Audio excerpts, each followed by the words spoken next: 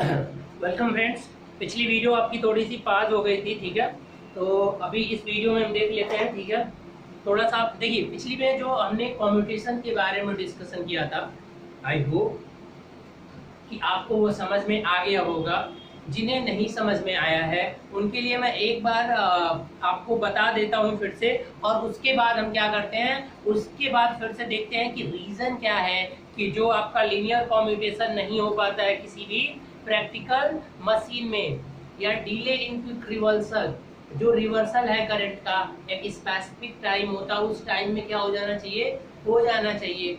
अगर नहीं हुआ तो आपका मशीन में स्पार्क प्रोड्यूस होगा, क्योंकि कुछ अमाउंट ऑफ करंट जंप करके ब्रश में जाएगा, जिसकी वजह से क्या आएगा, स्पार्क आएगा, और ये अच्छी कंडीशन नहीं है मशीन के लिए। तो आइडियली तो ऐसा नहीं होना चाहिए। आइडियल मशीन में, in ideal machine we are assume that there are linear commutation available in the machine, but practically there can't be the linear commutation available. There is non-linear, it means otherwise non-ideal commutation. So why this non-ideal commutations occurs, आज इस lecture में अभी हमें वही देखना है। और फिर अगर उसे लीनियर बताना है, मतलब क्या है कि अगर लीनियर की तरफ शिफ्ट करना है, it means you want to improve the commutation process, then what you will do. तो आज के लेक्चर में हम देखने चलते हैं, चलिए। तो अभी आपके पास यहाँ पर एक डायग्राम अभी बना हुआ है, तो इसीलिए मैं इसे डिस्कस कर देता हूँ। मैंने क्या कहा कि आप एक किसी पार्टिकुलर कॉइल का एक रिंग टाइप का आप क्या कर लीजिए, वाइंडिंग कर लीजिए, क्योंकि वो सबसे सिंपलेक्स वाइंडिंग होती है, लेकिन उसके अंदर वाला जो पार्ट होता है वो इनएक्टिव हो जाता है, इसलिए वो यूज नहीं होता है कहीं पे। तो सिंपल एक कंडक्टर को एक कॉइल से रिप्रेजेंट कर दिया हमने। वैसे बहुत सारे कंडक्टर होंगे, और सारे के सारे कंडक्टर कम्यूटेटर सेगमेंट से आकर क्या होते हैं, जुड़े हुए होते हैं। सो if we are talking, when each segment, each coil side is connected to the each segment, commutator segment, I have already discussed in the previous lecture when I started the DC machine. Okay, at that time I told you how many required commutator segment. It's dependent on the value of the coil side of the armature conductor. ठीक है, at a one segment two coil sides should be connected. Okay, here you can see in each diagram, that is a linear. Suppose this is your circular machine, and just break it and separate like this one for your easy understanding. और कुछ नहीं है, just if you want to understand, that's the easy way, then you have to come into the linear things. Okay, here when this segment, commutator segment, you can see, let us assume this one is first coil, this one is second coil, this all coil connected into the series. But what will happen, this coil is this one is one side coil side, and this coil has another coil side. So each coil side, this coil side is connected toward this B segment, and this coil side, this coil is also connected this one. Then two coil sides connected to this segment, two coil side is connected toward this segment. First, now you should focus only this coil. Okay, and I assume each coil current capacity 20 ampere. Now how this current commutation, it means the current reversal occurs, let's see with this example. Okay, in the present time, let us assume a specific time where the brush is positioned totally at the B segment. It means this brush is totally connected at the B segment. At that condition, what will happen, if there is no any brush, then when this current 20 ampere come to this will goes toward this coil. No current comes to this one, because there is no any current collecting. It means brush is not available here. So this current goes to this coil. After that, this 20 ampere and this 20 ampere goes through this one, and this brush is collect to 40 ampere. That is okay. Now this conductor is moving in nature and the brush is the constant at the MNA. So what will happen now in the second condition, after some time it will shift toward front. Then what will happen here, the position of the brush will change. So in this position I have assumed this will something toward front, this front. After that this some parts of this brush is toward with the armature segment B and the some part is connected toward the A. So what will happen, some amount of current collected from the segment B and few amount of current segment collected from segment A. So what will happen here, some amount of brushes available, hence only few amount. Let us assume some 10 ampere current will toward this one, and because some part 1 2 3 part, so 1/3 part is assumed. So what will happen, 10 ampere current toward this one and 10 because going to this one. Now the direction of current in previous case is same, here also same, but the current start to decreasing. So in this coil now current becomes 10 ampere, and after that what will happen, 30 ampere की current इधर से आ गई और 10 ampere की current इधर से आ गई, 40 हो गया, नो प्रॉब्लम। नेक्स्ट कंडीशन में आपका ये और आगे थोड़ा सा होगा क्योंकि कॉन्टिन्यूअस मोशन कर रहा है, मतलब क्या हुआ, आपने स्क्रीनशॉट लिया है एक एक अलग अलग मोशन पे, कुछ कुछ सेकंड पे, सेम सेकंड, कुछ इस तरह का सिनेरियो है। अगले केस में क्या हो गया कि अब फिर ये आगे बढ़ गया, यानी ब्रश कुछ यहाँ पे ब्रश कुछ था, ये आगे बढ़ गया। अब क्या हो गया कि ये हाफ पार्ट बी और हाफ पार्ट बी, मतलब अब ये दोनों के दोनों कॉइल लुक्स लाइक कि अब ये क्या है एक ही, अब यहाँ पे आपका ब्रश कुछ इस तरह से लगा है, देखो ये ऐसे लगने को तब यहाँ पे है। अब दोनों कॉइल जब एक ही ब्रश पे अटैच हो जाएंगे तो क्या होगा, शॉर्ट सर्किट होगा कुछ देर के लिए, कुछ देर के लिए क्या होगा, शॉर्ट सर्किट। तो ये सारी की सारी जो फिनोमिना यहाँ से शुरू हो रही है, तो यहाँ से कॉइल के शॉर्ट होने की प्रोसेस, तो ऐसा नहीं कि केवल इसी ड्यूरेशन को शॉर्ट बोलो, ये पूरा का पूरा कम्यूटेशन टाइम कहलाता है, यानी प्लस से जो माइनस तक बदलने का टाइम है, that all time is known as the commutation time. Okay, और जहाँ पे शॉर्ट होता है तो वो तो शॉर्ट सर्किट का टाइम है ना, वो तो बहुत कम होता है, विद इन सम सेकेंड के लिए होता है, ज्यादा सेकेंड के लिए शॉर्ट हुआ तो फिर तो मशीन डैमेज हो जाएगी ना बेटा। अब क्या होगा कि अब हाफ करंट इधर से आएगा और हाफ करंट इधर से आएगा, यानी 20 इधर से 20 इधर से, इसमें कोई भी करंट नहीं जाएगा, यानी ये कॉइल आपकी क्या हो गई, शॉर्ट हो गई, शॉर्ट हो गई। तो शॉर्ट होने के बाद नेक्स्ट में क्या हुआ कि अब फिर इधर आएगा, अब ज्यादा अमाउंट ऑफ करंट इधर से आएगा और इधर से 10। तो अब यहाँ पर देखिए करंट का क्या हो गया, रिवर्सल हो गया, क्योंकि जैसे ही ब्रश इधर से हुआ तो ये कम्यूटेटर सेगमेंट की वजह से अब ये ज्यादा पार्ट इधर आ गया, तो ये ज्यादा करंट चाहिए, इधर से तो 30 ही आना है, तो कुछ पार्ट इससे इधर आएगा और करंट की डायरेक्शन यहाँ पे देखिए क्या हो गई, अब नीचे बदल गई, यहाँ से यहाँ तक की पोजीशन, समझ रहे हैं। और फिर जब ये पूरा का पूरा ब्रश ये थोड़ा सा और आगे शिफ्ट होगा तो पूरा का पूरा ब्रश ये जो है सेगमेंट ए से कनेक्ट हो जाएगा और पूरा का पूरा 40 एम्पियर की करंट यहाँ से आएगी, इधर से कोई भी करंट नहीं आएगी।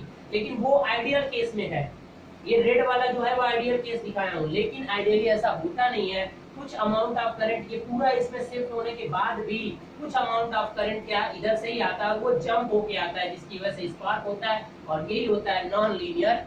इसी के रीजन को इस क्लास में हमें क्या करना है, देखना है।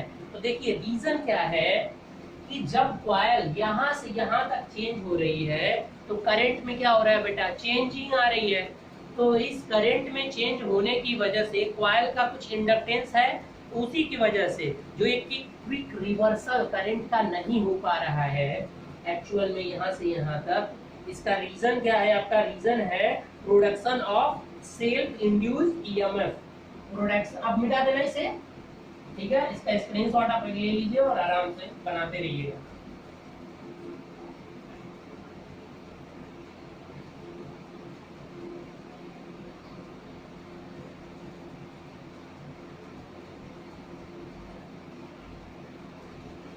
Y non-linear commutation occurs. Y non-linear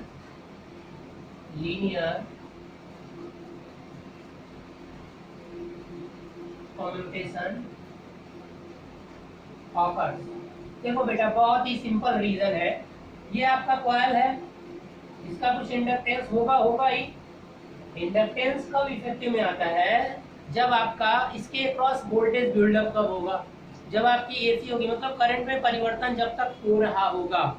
तो ये आपका प्लस आई पर था और ये करंट बदल कर फिर किसमें चला गया, माइनस आई में। ये आपका मान लो रेफरेंस पॉइंट दैट इज 0। तो ये पॉइंट, ये आपका यही समय क्या है, टीसी, यहाँ से यहाँ तक। तो इस टीसी में क्या है, कम्युनिकेशन टाइम में प्लस से माइनस कब चेंज हो रहा है। तो आपका इस कंडीशन में रीजन क्या है, रीजन बहुत ही सिंपल है और आप बिल्कुल समझ जाइएगा। इसी को आप क्या बोलोगे, इसका नाम होगा self induced EMF, production of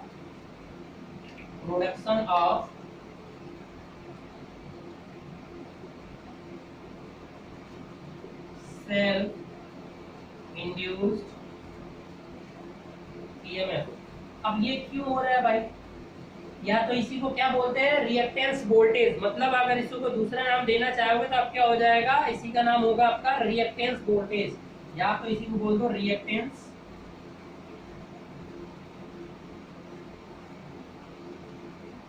यानी ये रिएक्टेंस वोल्टेज आने की वजह से ही क्या हो रहा है कि आपका नॉन लीनियर कम्युटेशन हो रहा है। हर कॉइल में ये प्रोड्यूस होना ही होना है प्रैक्टिकली, क्योंकि जब करंट पॉजिटिव से नेगेटिव वैल्यू पे शिफ्ट होगी तो इतने टाइम में करंट क्या हो रहा है, यहाँ तक करंट कांस्टेंट थी, इसके बाद से ये जो है यहाँ पर करंट में चेंज हो रहा है इतने टाइम में।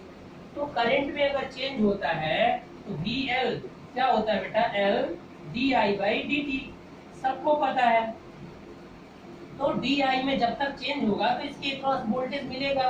तो during this commutation period, during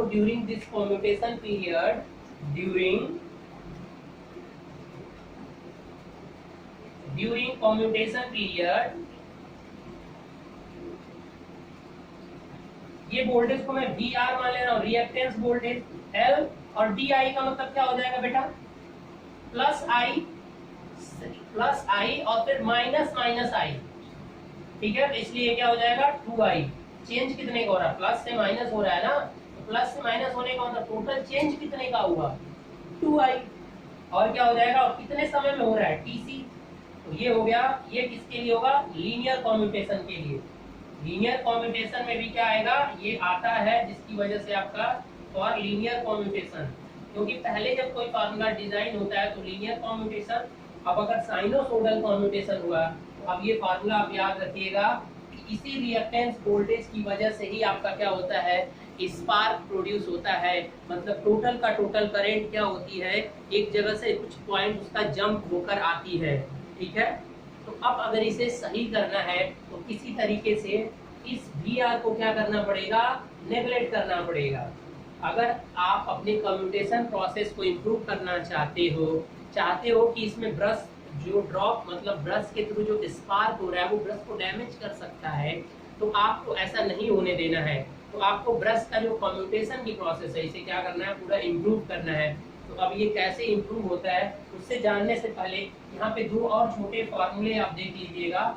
ठीक है, क्योंकि ड्यूरिंग चेंज होने की वजह से यहाँ एक रिएक्टेंस वोल्टेज आएगा या सेल्फ इंड्यूस्ड ईएमएफ कहिए उसे, और उसी की वजह से क्या होगा, सारा का सारा प्रॉब्लम आएगा। तो अब अगर यहाँ पर अगर हम बात करें तो लीनियर के लिए आपको बता दिया था कि reactance voltage is equal to L × 2I। ये जो आई आप जितने से पॉजिटिव से नेगेटिव लेकर जा रहे हो इनटू कम्यूटेशन टाइम। ये क्या था, for linear commutation, for linear और आइडियल कम्यूटेशन, ये समझ जाना। अब अगर जो रिएक्टेंस वोल्टेज आएगा वो 1.1 डिवाइड नहीं करना है, L × 2I/TC। ये होता है आपका साइनोसोडल कम्यूटेशन। ठीक है, कभी कभी क्वेश्चन आ जाता है। अब एक और फार्मूला टीसी के फॉर्म में अगर रिप्रेजेंट करना है तो मान लीजिए WB जो है, WB ये क्या है, ब्रश विड्थ है। ब्रश की कुछ विड्थ होती है ना, ब्रश विड्थ मान लीजिए। ठीक है, WB आपका ब्रश विड्थ हो गया इन सेंटीमीटर। अब जो है W आपका एक वर्ड आएगा, आप कम्यूटेटर की बात कर लीजिए तो वो आपका हो जाएगा WM। ठीक है, WM जो है वो आपका क्या है, यहाँ पे width of mica. Width of mica. अब ये क्या है भैया, जब ये कम्यूटेटर सेगमेंट यहाँ पर दो देख रहे हो ए बी, तो यहाँ पर क्या होता है, एक माइका होती है। ऐसा नहीं कि डायरेक्ट कम्यूटेटर सेगमेंट एक दूसरे से कनेक्ट होते हैं, पीछे के वीडियो में आपको पता है। तो ये जो माइका का विड्थ है वो मैंने मान लिया WM, मतलब माइका विड्थ।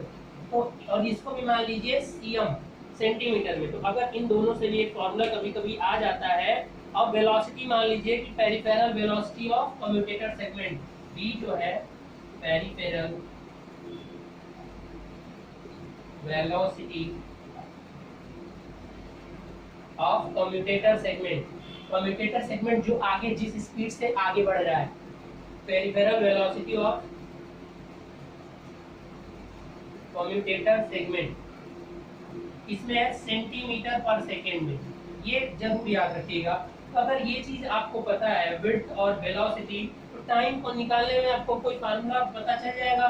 तो TC कैसे निकालोगे, TC is equal to velocity is equal to, velocity is equal to क्या होगा, विड्थ बाय टाइम। तो TC इज इक्वल टू, बता दो जल्दी भाई, चेंज इनटू विड्थ मतलब क्या हो जाएगा, WB minus WM, WB minus WM divided by क्या हो जाएगा आपका वेलोसिटी। ठीक है, इस फार्मूले से भी कभी कभी, और ये किस में आएगा, सेकेंड में आएगा। यहाँ से भी कम्यूटेशन टाइम निकाला जा सकता है। तो ये भी एक छोटा सा याद रखना, कभी कभी पूछ देता है, क्योंकि लोग ज्यादा यहाँ तक केयर नहीं करते हैं। ठीक है, इसलिए इस फार्मूले को भी तो इस तरह से आप क्या कर सकते हो, फाइंड आउट कर सकते हो। तो आई थिंक समझ में आ गया होगा। और इसकी वजह से ही आपका क्या होगा, स्पार्क प्रोड्यूस होगा। अब मशीन में हमें स्पार्क तो बिल्कुल चाहिए ही नहीं। तो अब हमें मेथड क्या करना पड़ेगा, improving method of commutation, improving methods of commutation.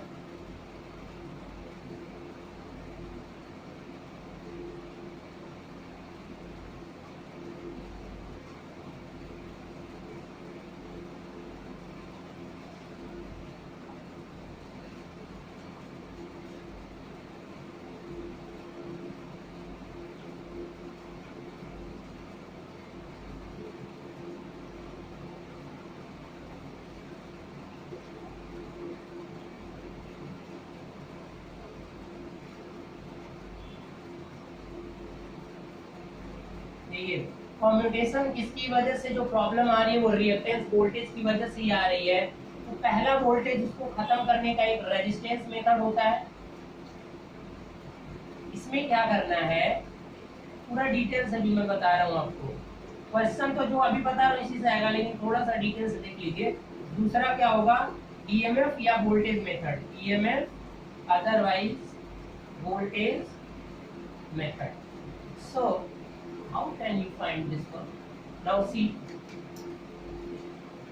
why this non-linear commutation will occur? Due to the self-induced EMF in the coil during this commutation period.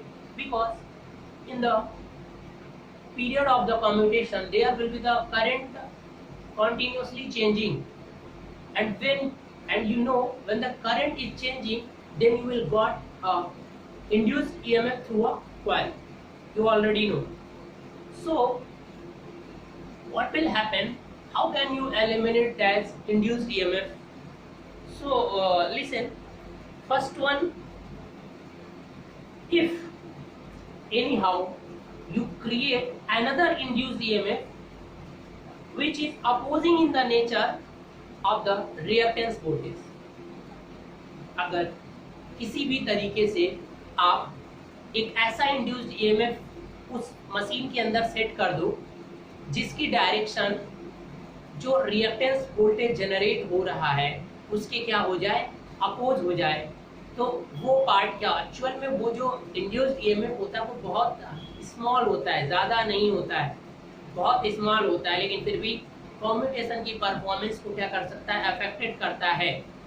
तो अगर किसी भी तरीके से आप उसको फुलफिल कर दे रहे हो तो वो क्या हो जाएगा, सेटिस्फाई हो जाएगा और वो बैलेंस हो जाएगा, काउंटर बैलेंस।